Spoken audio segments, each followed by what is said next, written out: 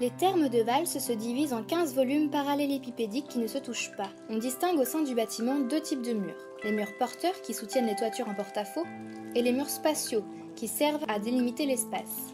Les murs des blocs dits maisonnettes d'ambiance sont les premiers à être montés. Ils sont réalisés à l'aide d'un coffrage dans lequel on coule un béton hydrofuge teinté dans la masse. Les murs porteurs sont des murs en maçonnerie mixte composés de béton armé et de pierre plate, le gneiss, qui est taillé en longues bandes. Le gneiss est assez élastique et résiste bien au choc.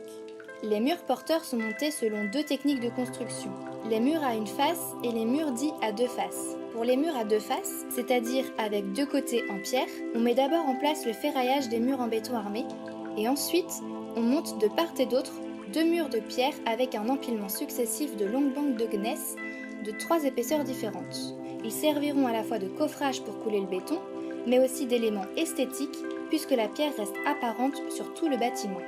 La face du mur visible est lisse, alors que sa face intérieure est en escalier pour permettre une meilleure adhésion entre le béton et la pierre.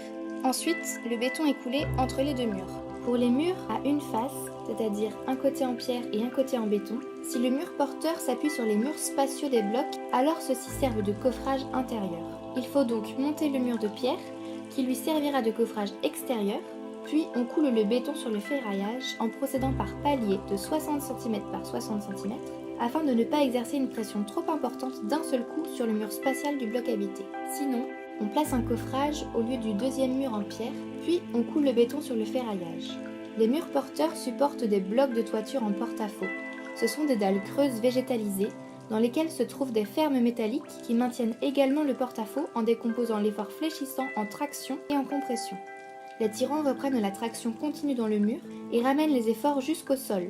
Cet équipement est soumis à de fortes sollicitations. Son rôle thermal lui fait subir de forts écarts de température, allant de -15 degrés à 42 degrés Celsius, qui fait apparaître une dilatation thermique de l'ordre d'1 cm par 20 mètres. En effet, les matériaux bougent et se dilatent sous l'effet de la chaleur. Ils se contractent sous l'effet du froid. Le remplissage et le vidage des bassins fait également apparaître et disparaître de fortes charges et soumet donc l'architecture à de forts écarts de pression. Pour répondre à cette contrainte, il y a un joint de dilatation de 8 cm séparant les toits et qui amène la lumière zénithale. Nous avions expliqué leur rôle d'isolation et de protection face au ruissellement de l'eau dans la vidéo Façade in Live. Ici, nous avons vu leur rôle structurel pour pallier les différences de température au sein du bâtiment et entre l'intérieur et l'extérieur en permettant au mur de bouger. Le bâtiment est semi-enterré, ce sont les niveaux techniques qui le soutiennent en formant un socle souple qui supporte les efforts et les mouvements verticaux. Au sol, on a des joints de dilatation et d'écoulement des eaux. Il n'y a pas de joints dans les sous-bassements puisque le bâtiment se trouve sur une nappe phréatique.